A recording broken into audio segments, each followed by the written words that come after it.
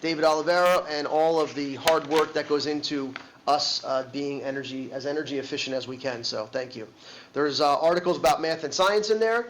Also articles about tapping into our alumni network that we started this year, increasing student visits with our alumni and really showing everything that we possibly could do after we graduate from Peeway. I want to commend our athletic department, our high school one, and Veer mentioned the GMCs. And I was at the GMC wrestling tournament on Friday night, not this past Friday, 2 Fridays ago, and it was extremely well run. Now, really, the GMC runs it, right? We just provide the space, but the head of the GMC this year is brand new. This is his first year, and he commended Rob Harmer and Julie Schick up and down for all the work that they did because he really didn't know what was going on. But Rob and Julie kind of took the horns and really did a really nice job. And not only was the tournament a great success, it really, once again, just showed how cordial Piscataway is and what a great place we are. So I want to commend them in a public setting. Dr. Minelli, if I can just add to that, is that our athletic booster club had folded, with COVID, not as much parent participation, and the athletic director has started a system of, concessions at all of these, which in using the kitchen in the back and a system of parents volunteering from various sports and a schedule, and that's been very successful too.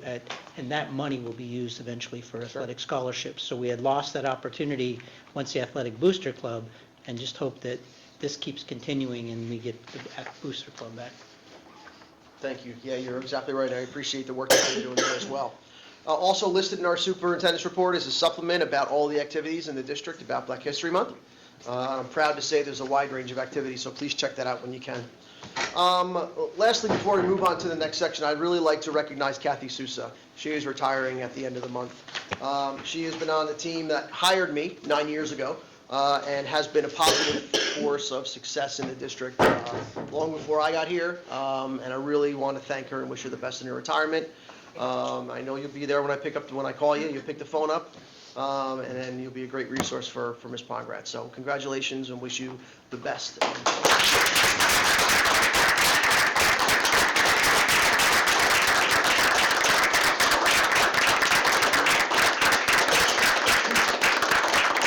Enjoy those grandkids, all right? I will. Now I'd like to turn the floor over to Dr. B for a presentation on Start Strong, the data, and we'll move through that.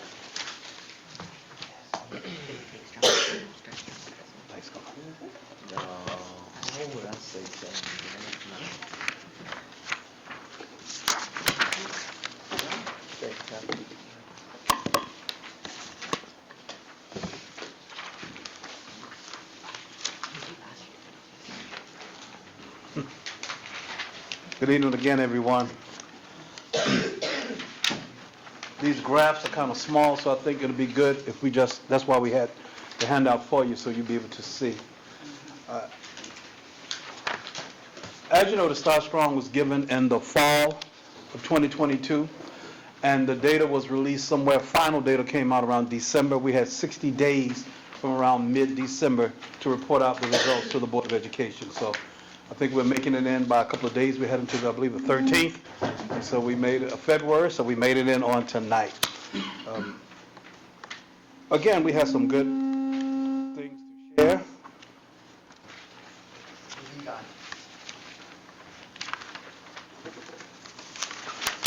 I'm going to keep moving.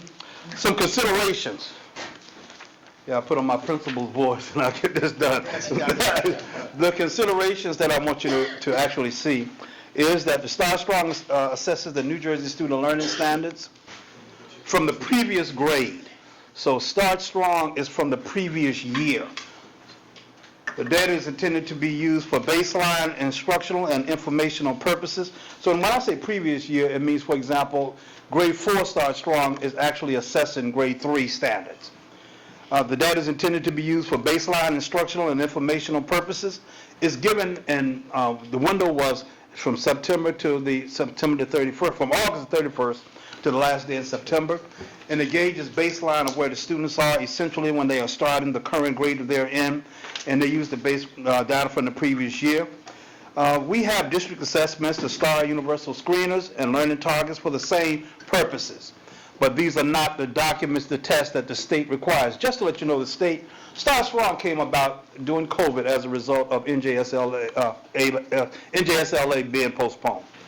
STAR Strong functions more as a screener, and the NJSLA as a criterion reference test. That's what CRT is, criterion reference test. So in other words, even though they both are geared to the standards and they test the standards, the purpose of STAR Strong is for baseline, where the NJSLA is to test standards that have already been taught.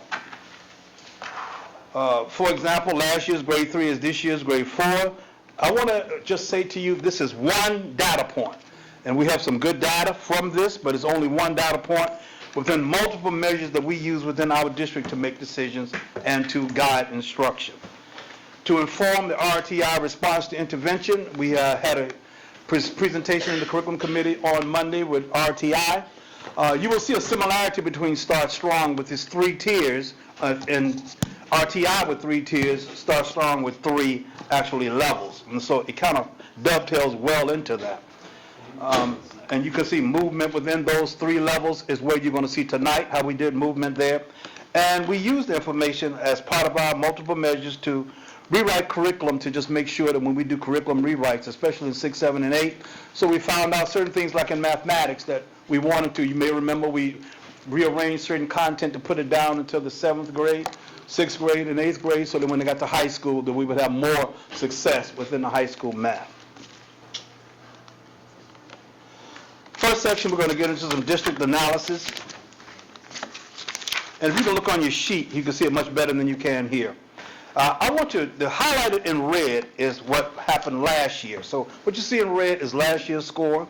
In certain instances, you will see, for example, Start Strong, level 1 in ELA, you see 42% in red. That means that there were 42% of students in grade 4 last year who scored. They needed a lot of support, strong support, much support was needed.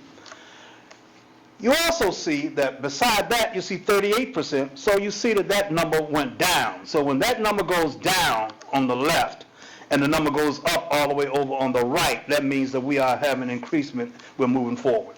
So you see 42% versus 38%, so we increased on grade 4, but we also use this for longitudinal data. So for example, if you look at grade 4, last year they were 42%, but last year's grade 4 is this year's grade 5. So if we went down to grade 5, we'll see that, look what happened there. It went from 42% to 25% needing strong support. And we asked the teachers, what is it that they are doing? And I want to give kudos to the teachers. Nothing can replace in-person instruction. So a lot of the things that are taking place in ELA, having books in students' hands, being able to, we have letters training now, being able to actually identify certain things and phonemic awareness, where they can actually look at a child's mouth when they're trying to pronounce words and they can see what the problems are.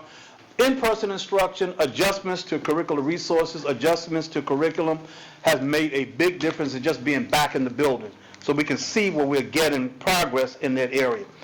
You go over all the way over to the right. Just another example of longitudinal data, you will see that last year 36% were needed little support. But this year, 39% needed little support. So you see the increase, and you see the arrow go down. Last year's 4th grade, this year's 5th grade, they went from 36 to 48%. So we want to just say that is another example of how good the instruction has been taking place, and it's something to celebrate in our classrooms. Also, you look at grade 6. We focus on the transition grades because that's where we see a lot of things happen in the transition grades. We're beginning to have more conversations with teachers across, articulation across in our professional development days, where in those transition bands, those teachers are able to speak to one another and to talk to one another. And also we are doing a lot of what we call gap analysis. So what we are doing in the C&I department is that we're looking at where we are, where we need to be, and what is causing us and keeping us from getting to where we actually need to get to. So we're beginning to do a lot of that, and we are doing very well with that. Look at the 6th grade, how they went from 35% last year to 31%, and the 7th grade from 33% to 30%. So we see how that has improved.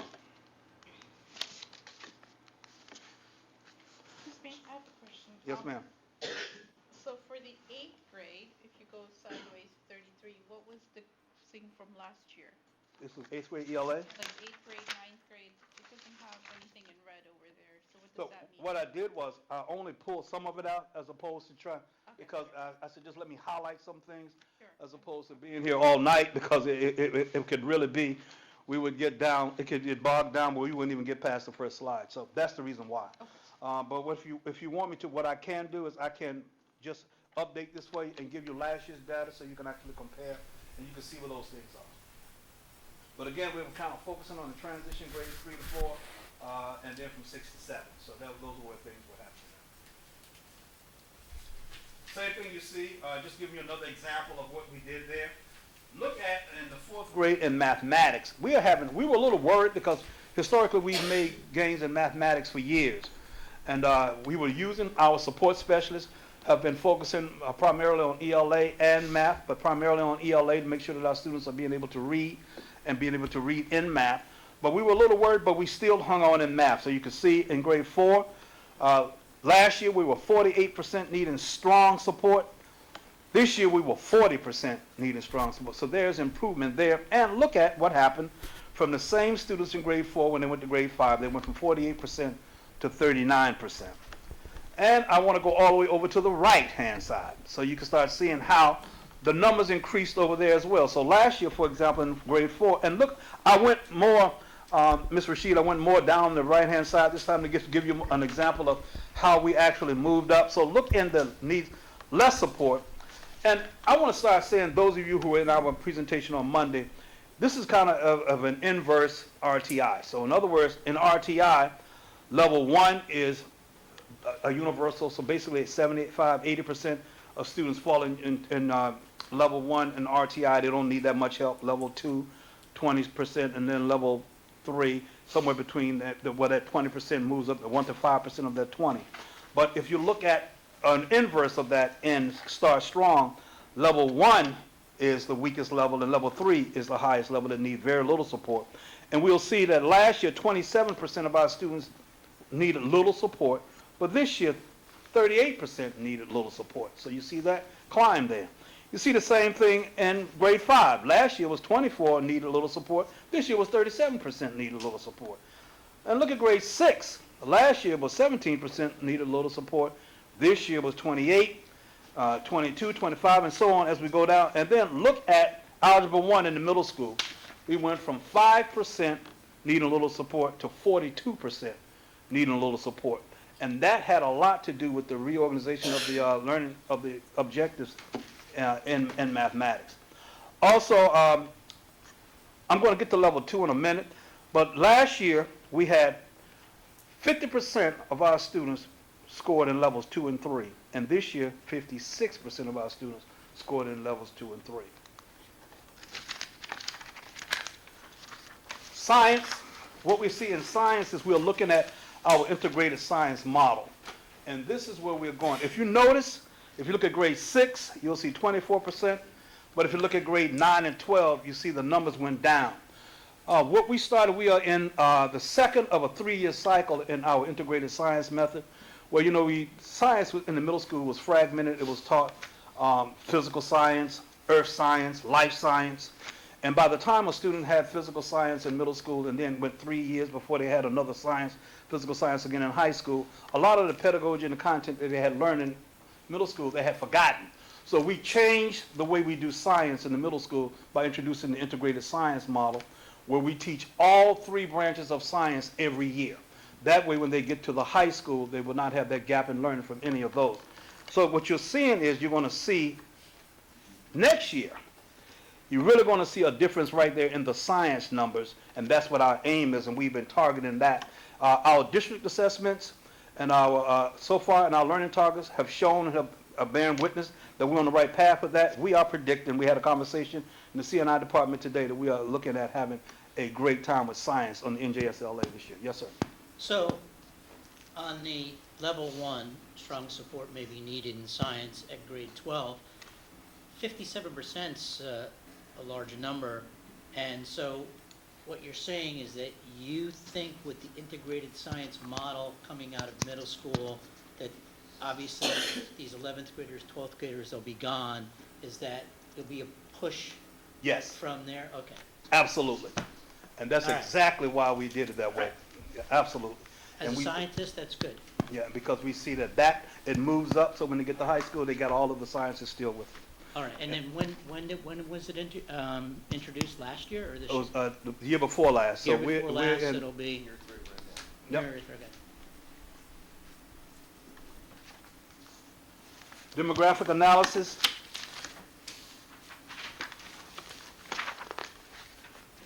We have really done a lot of effort into trying in ELA, and I was speaking to Ms. Albanese today, and we were going over the numbers and we were looking at, so I just want you to look at level 1 in ELA in our demographic data.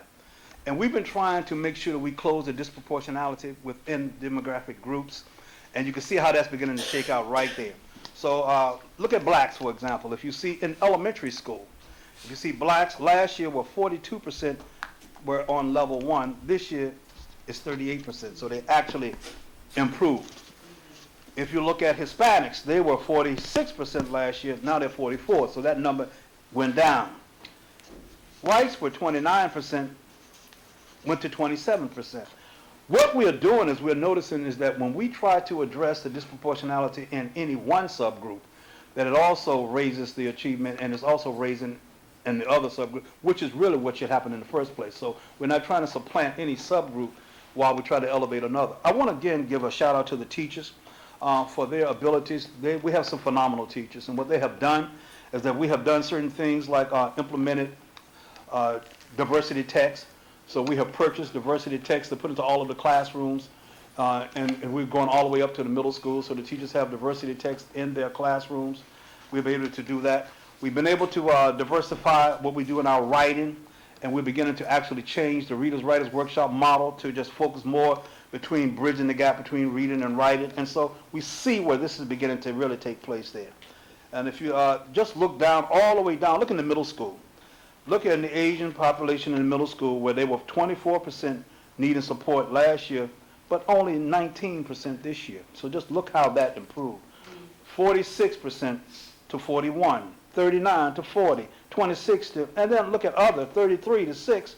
So we're doing a good job in actually moving the needle and moving those groups forward.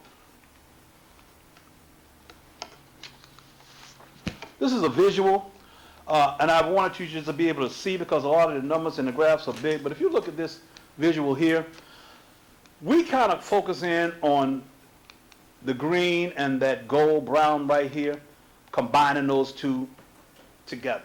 So as long as that red, and you can see here that it's a little different, but for the most part, if we look at the groups, we're closing that in all of those various groups.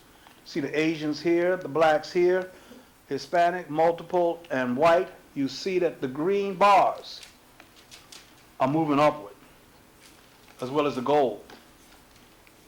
It's evening out much better than it was a couple of years ago.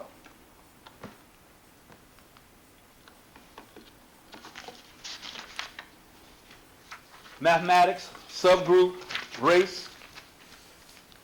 Again, we wanted to highlight how much of our percentages are going up on the right-hand side. Look at that. So with the Asians, we had 50% needed little support. And the way we're looking at that is we essentially add 2 and 3, but just to show you how on 3 alone, 50%, and then it went up to 61%. That's an 11 percentage point. Blacks went up from 8% to 22%. Yes, ma'am. Dr. Bransfield, how much of this do you think was influenced with the fact that instruction went away from virtual to actual in-person instruction? Did that have a positive impact on these A lot. numbers? Right. A lot. You saw that was Yeah, that was one of the major factors, and I mentioned before, you could not replace in-person instruction with the teachers. And also, we went back and looked at, well, we didn't have Start Strong prior, but we started looking at data that we have from the NJSLA prior, and if we compare the NJSLA data to where we are now, we've made improvements to where we were before the pandemic. Yes. right.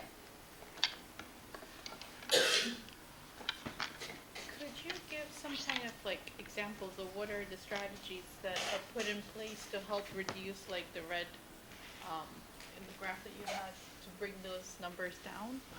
Sometimes we, equity in resources, and so we found that when we do certain resources within the school day, and within the context and confinement of the school, that a lot of the students that did not have access to certain things after school, for example, a lot of parents could not put them in programs, so we started our own tutorial programs. A lot of the resources that we have with the one-on-one initiatives and with the resources in math and ELA that they could use on their devices, all of those things, and then becoming competent in those.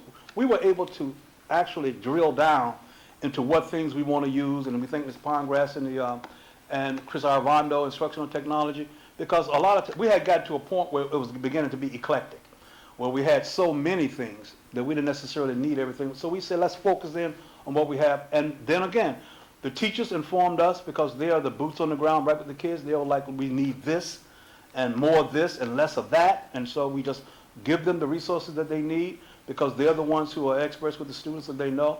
And by giving the students extra time, so we started our tutorial programs that you're going to see in the intermediate school in a minute. They had a very strategic and targeted tutorial program all the way across. So we actually use the data, because these are numbers, but we can actually drill down beneath these numbers and pull the kids out, so we know where these kids are. And so we were able to target those kids, put them in programs, put them on virtual programs, in-person programs, combine them with the resources, and we see the difference that it made. So if we go down in mathematics, look at that. You know, I'm very proud of the work that the teachers are doing and that the students are doing and the administrators are doing. It's just a phenomenal job. So if you just look at, even in the middle school, you can see that we went from 41% to 53% with the Asians. We went from 9% to 14% with the blacks, with the blacks, and with the Hispanics. We were 13, but we went to 8%. We are noticing something there, and we have our eyes on our Hispanic, Latino population, and I'm going to get to that in a minute as well. But if you see, even at the high school level, you'll see there, you see gains. Some of them are kind of flat statistically that you see in the black, but for the most part, we're not going backwards. And so we're either improving tremendously or we're holding steady to the gains that we've made. Here's another visual.